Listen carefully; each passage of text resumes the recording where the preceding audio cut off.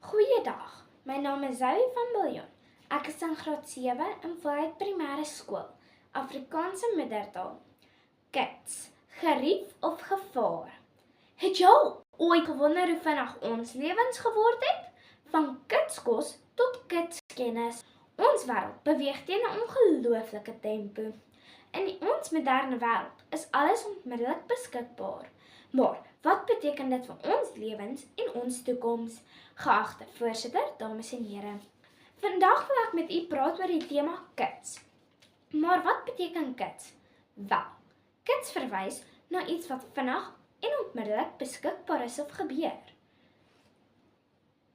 In ons moderne wêreld is kits soos die superheld van ons daaglikse lewens, altyd gereed om ons te red van die gevare van wag en geduld. My eerste punt, kitskos.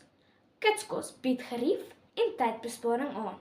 Soos wie het die tyd om 'n 5-gang maaltyd elke aand te maak? As jy net vinnig 1 of 2 keer 'n week 'n kitsburger kan gryp. Ek bedoel, ons almal het al daai tyd gehad waar ons so honger was, dat jy die yskas wil aanval. Maar dan onthou jy van daai kitskos restaurant wat reg om die hoekie is. Maar volgens 'n studie deur die Harvard School of Public Health bevat kitskos dikwels 'n hoë vlak van vet, sout en suiker, wat kan lei tot gesondheidsprobleme soos vetsug en hartsiektes.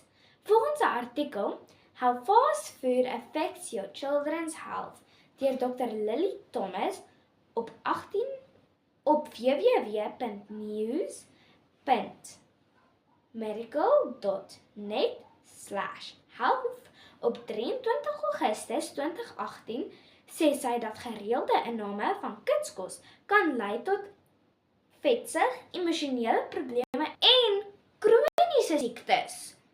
So, daardie kitsburger mag dalk vinnig wees, maar jou hart gaan nie so vinnig herstel nie.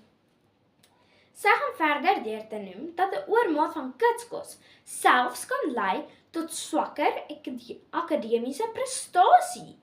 Navorsers aan die Universiteit van West-Ontario het gepubliseer op www.neurosciencenews.com op 10 Maart 2020 ondersteun hierdie feit.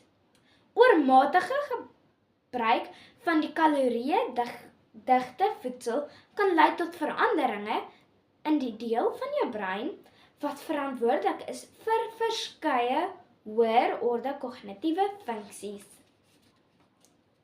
My tweede punt, kitskennis.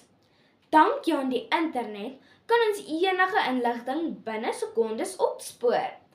Platforms soos Google en Wikipedia maak dit 'n breesie om vinnige antwoorde te kry. Dit is fantasties vir leer en navorsing. Maar dit het ook sy nadele. Kinders kan nou vinnige antwoorde kry en altyd op hoogte bly met die nuutste nuus en inligting. Dit is soos om 'n superkrag te hê. Jy kan enigiets uitvind, enige tyd, enige plek. Volgens 'n artikel in die American Academy of Pediatrics joernaal gepubliseer op 1 November 2016 bied digitale media kinders die geleentheid om vinnige toegang tot inligting te kry. Dit is soos om 'n geheime wapen te hê vir huiswerk.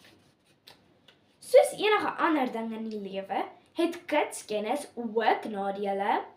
Volgens Dr. Jim Taylor in sy artikel Are Your Children Overloaded with Information op Psychology Today op 11 Desember 2012 kan die oorvloed van inligting kinders oorweldig en dit moeilik maak om krities te dink. Neurowetenskaplikes verwys hierna as kognitiewe oorlading.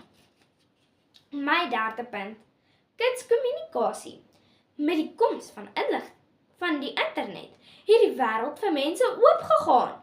Skielik kan jou ma uitvind hoe dit gaan met haar laerskool beste vriendin.